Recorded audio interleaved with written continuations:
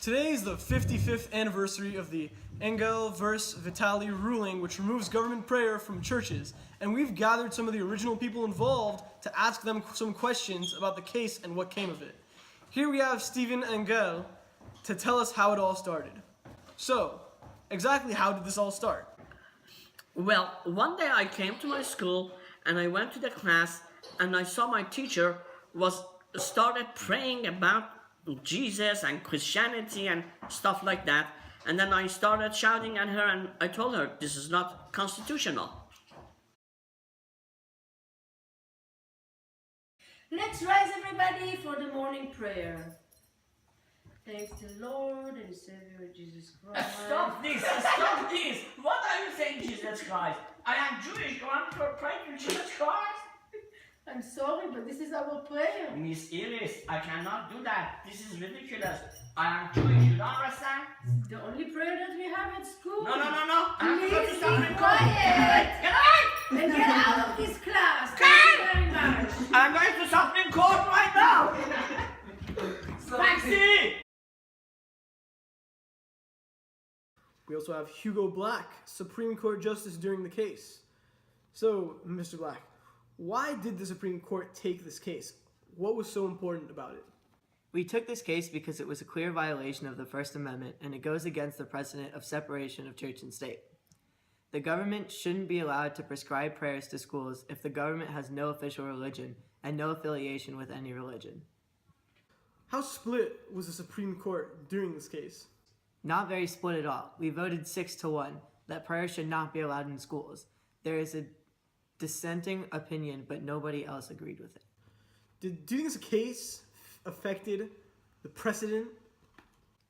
Yes, it set the precedent for applying the Due Process Clause of the First Amendment to the Establishment Clause of the 14th Amendment. What does that mean, though? Basically, this is the law now. If any government official prescribes a prayer to any school, they can be charged for breaking this law in any court of law, not just the Supreme Court. So why do you think Supreme Justice Black was wrong?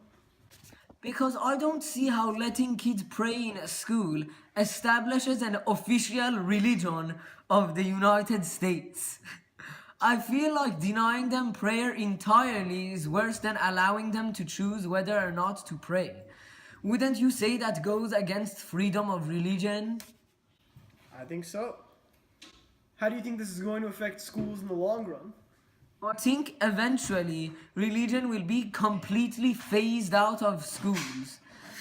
As different cultures merge across America, it will be rare enough that people of the same faith will be at the same school to warrant praying. What do you think about Justice Stewart's opinion? Weak! He's just salty that he didn't win. We're not banning religion or prayers from the students or even the schools. We're just banning government-prescribed prayer. You go to a Jewish school, you should know this. You don't think there's any merit to what he's saying? Him and everybody who is still fighting this decision to this day is making a straw man argument, or at least that's every other Supreme Court justice thinks. It's been a little over 50 years now. How well do you think it all went? It went excellent. Right now there's no more government intervention in religion studies. Everybody can do whatever they want. They want to pray, fine. They don't want to pray, fine. So that's the way it should be. Thank you, Mr. Engel.